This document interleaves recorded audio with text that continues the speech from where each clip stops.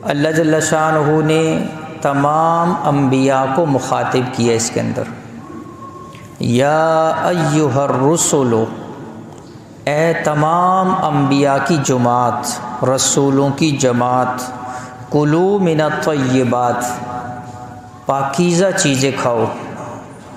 یہ اللہ کن سے ارشاد فرما رہا؟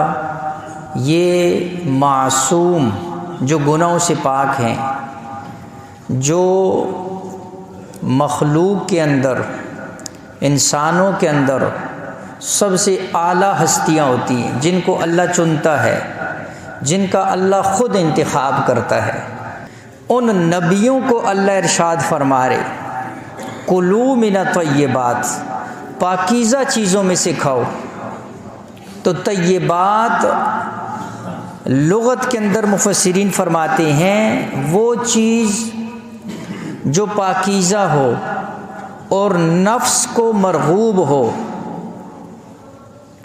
لہٰذا اس سے مراد حلال چیزیں ہیں کہ پاکیزہ چیزیں کھاؤ، وَاعْمَلُوا صَالِحًا، اور اس کے بعد کیا کرو؟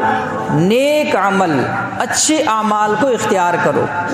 اس لیے مفتی شفیع صاحب رحمہ اللہ نے بھی اپنی تفسیر کے اندر یہاں حکمت یہ لکھی کہ پاک غذا، اچھا عمل، یہ لازم اور ملزوم چیزیں ہیں۔